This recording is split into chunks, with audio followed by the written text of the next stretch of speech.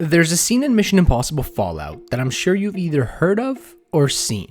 It's the halo jump scene. Most actors or movie productions would choose to do a scene like this inside a studio with the use of CGI, but not Tom Cruise. We all know Tom Cruise is next level when it comes to making movies. We all know that when we go to see a Tom Cruise movie, we can expect some great acting and many times dangerous stunts that are performed by him and not some stunt double. So why is it that in an industry where the status quo is to have stunt doubles do the stunts for the actors because of the potential liabilities and dangers, we have Mr. Cruise himself putting his life on the line to get a scene? In this video, we're going to go over a few of Tom Cruise's most dangerous stunts and why he decided to do them himself. But before we dive in, I want to ask all of you to subscribe to Film Stack if you haven't already. I make weekly videos about movies, TV shows, and the film industry, and we're almost at 100 subscribers and it makes me super excited. Okay, with that out of the way, cue the intro.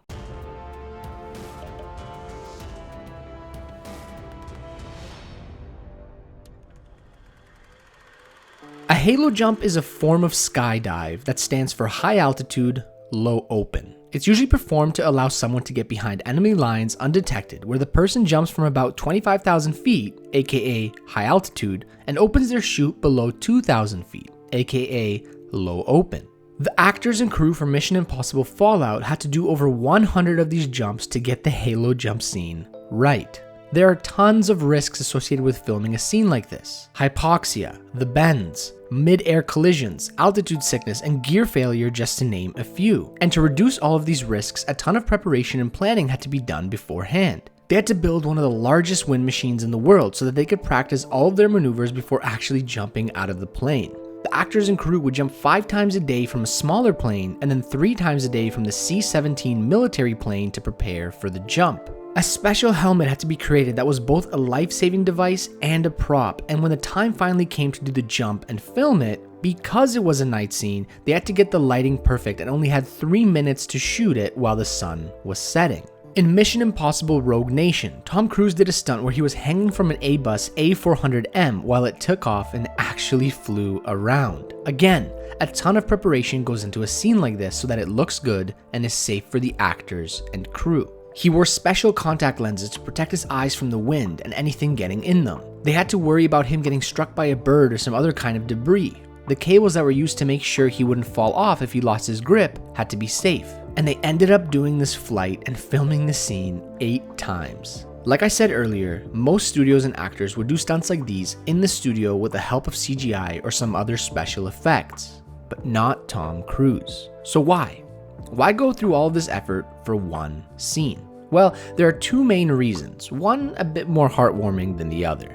The first reason is that these kind of stunts are part of the Mission Impossible DNA. They are something that audiences almost come to expect at this point, and it almost seems like each movie tries to go bigger and bolder. But just being part of the DNA doesn't mean they have to do it. The reason they do it is because of how much hype these kinds of scenes generate. I'm not an action movie kind of guy, and every time a new Mission Impossible movie is announced, I'm not usually too excited about it either. Until I watch the trailer, and then I find out about some crazy stunt, and then I hear about how it was all done practically by Tom Cruise, not some stunt double, and this leaves me wanting to go see the movie in the format it was meant to be seen. For the most recent ones, that was IMAX.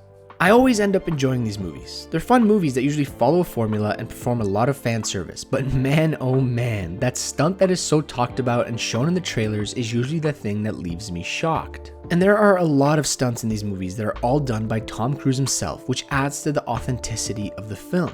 Audiences can usually tell when a movie is cheating them. So having a stunt be performed like this adds to the overall experience. It adds to the tension you feel when instead of hiding the actor's face because it's not the actual actor but instead some stunt double, you actually see Tom Cruise holding on for dear life on the side of an airplane, or doing a halo jump from 25,000 feet, or performing crazy acrobatics on the side of the world's tallest building, the Burj Khalifa.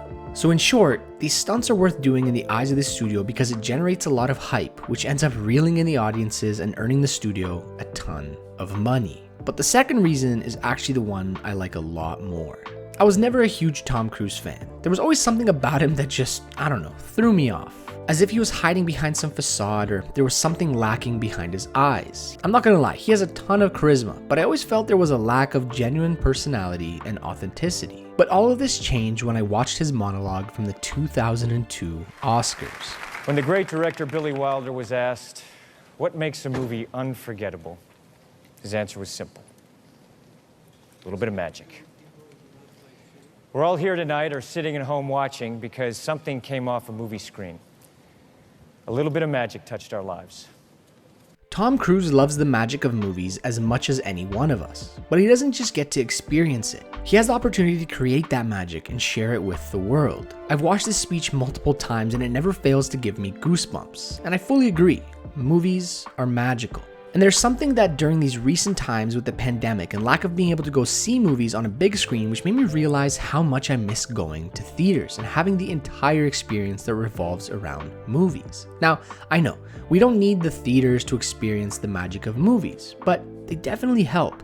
The entire experience helps. Yes, even the sticky popcorn-covered floors. The single monologue made me really appreciate what he does and respect him more as an actor, but more importantly, as a person. I'm happy we have someone like Tom Cruise who knows about and appreciates the magic of movies enough to put his life on the line and share that magic with everyone. Thanks for watching. The closer we get to the world reopening, the more excited I get about finally going to a movie theater again. Walking in and seeing all the movie posters, smelling the popcorn, watching the trailers and commercials, and finally having the lights go out so we can watch that movie. One of my favorite movie theater moments was when my brother and I went to see Hateful Eight on film during the Hateful Eight Roadshow. The movie had an intermission and all that, and it was just an amazing experience that happened to fall on Christmas Day. It was about an hour drive to the theater, but it's a movie moment that I'll never forget. What was your favorite movie theater / movie magic moment? Leave a comment below, I'd love to hear it. If you like videos about movies, TV shows, and the film industry, make sure to subscribe for more great content. This wasn't the video I planned originally, but I was feeling a little bit movie theater sick and craving to go, so it had me reminiscing. But anyways, until next time, have a good one.